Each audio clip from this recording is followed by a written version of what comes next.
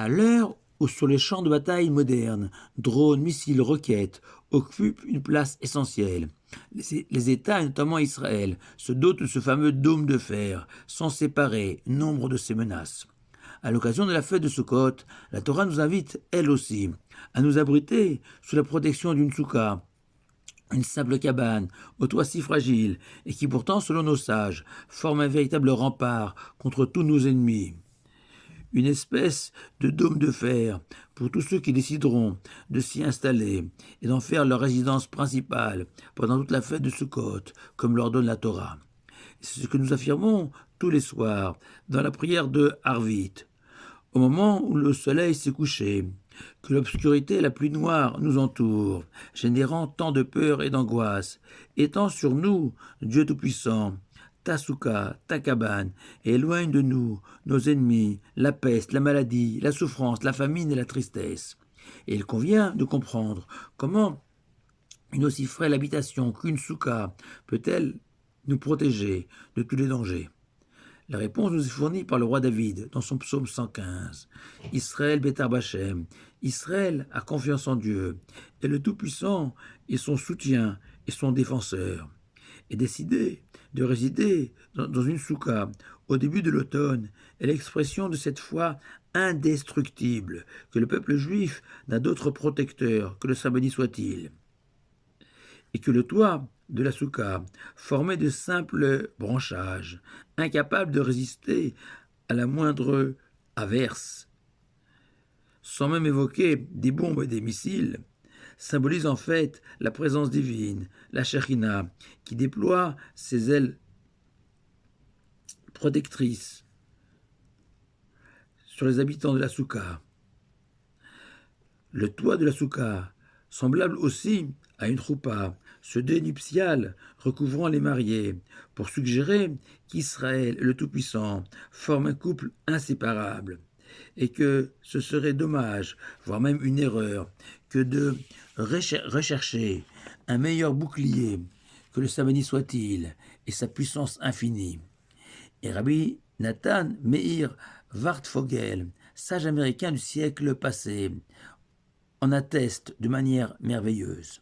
En effet, le Talmud raconte qu'un jour, un veau qu'on conduisait à l'abattoir s'est enfui et s'est réfugié en larmes sous les bras de Rabbi Yehuda Hanassi, le prince, le fameux Tana, l'auteur de la Mishnah. Et Rabbi Yehuda s'est tourné vers ce veau et l'a encouragé. Va, n'aie pas peur, c'est ton destin. C'est pour ça que tu as été créé, pour nourrir les hommes. Et à cet instant, au ciel, on a décrété, puisque toi, Rabbi Yehuda Hanassi, tu n'as pas eu pitié de ce pauvre animal, des souffrances s'abattront sur toi. Et effectivement, le Talmud poursuit et indique que depuis ce jour, Rabbi Yehuda souffrait affreusement. Et le Rav Vart Fogel s'étonne de la punition infligée à Rabbi Yehuda. Le Talmud lui-même enseigne qu'une bête cachère est destinée à être abattue rituellement. Mieux encore, est-ce que tous les shoratim, les abatteurs rituels, exercent un métier indigne et méritent tous les maux de la terre? Et le Rav américain de répondre que dans le cas de Rabbi Yehuda Hanassi, le veau était parvenu à s'enfuir et s'échapper des mains de l'abatteur rituel, et qu'il pleurait. Et ce veau a supplié Rabbi Yehuda de faire preuve de miséricorde et de l'épargner, de faire une exception pour lui seul. Et c'est cette absence de pitié, de bonté, devant un animal sans défense, que le ciel a reproché à Rabbi Yehuda. Car on ne doit pas rester indifférent devant un être vivant, venu solliciter notre miséricorde. Ainsi, au sortir des jours si redoutables, entre Rosh Hashanah et Kippour, nous avons été effrayés du sort que nous réserve l'Éternel pour l'année à venir, et plus particulièrement en ces temps incertains pour nous tous. Apeurés, au point que ni à Rosh Hashanah, ni à Kippour, nous avons osé entonner les psaumes du Hallel, ces psaumes heureux qui habituellement sont chantés lors de toutes nos fêtes. Et voilà qu'inquiets de la décision prise à notre égard, le jour de Kippour, nous allons tous nous blottir sous l'ombre de- du, du Tout-Puissant, Dieu miséricordieux, le suppliant de nous accueillir, de nous recueillir, de nous héberger, de nous protéger dans cette soukha, confiant que l'Éternel, à l'infinie bonté, nous accueillera et nous abritera. Et ce n'est pas un hasard si c'est précisément à Sukkot qu'au temple de Jérusalem, nous offrions 14 taureaux le premier jour de la fête, puis 13 taureaux le second, jusqu'à 7 taureaux le septième et dernier jour de Sukkot, soit en tout 70 taureaux, correspondant aux 70 nations fondatrices de l'humanité, et décrites par la Torah lors de l'épisode de la tour de Babel. Surprenant, à aucune autre solennité, il n'est fait mention des nations du monde. Pourquoi spécialement à Sukkot? Car nous savons que le peuple d'Israël est comparé à un agneau parmi des loups, et que seule la protection du samedi soit-il est la garante de notre salut. Cette protection incarnée par la Soukha. Et au fur et à mesure de la fête, notre confiance en Dieu va croissante, provoquant le désespoir de nos ennemis, qui peu à peu disparaissent, tels ces taureaux, décroissant de jour en jour.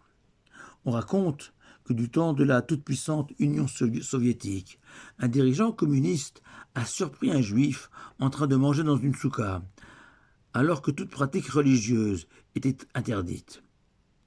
Et ce fervent communiste alors interrogeait ce juif sur la raison de cet usage de manger dans une cabane alors qu'il fait si froid dehors, particulièrement en Russie.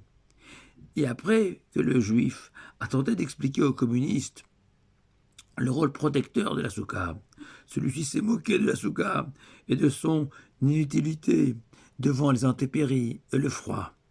Et le juif lui a alors répondu, quasi prophétiquement, « Sache que les murs et le toit de ma soukha sont plus solides que les murs et le toit du Kremlin. » Et effectivement, la grande URSS a disparu, mais la soukha, elle, est encore là debout, plus que jamais, dans le monde entier, malgré son apparente fragilité.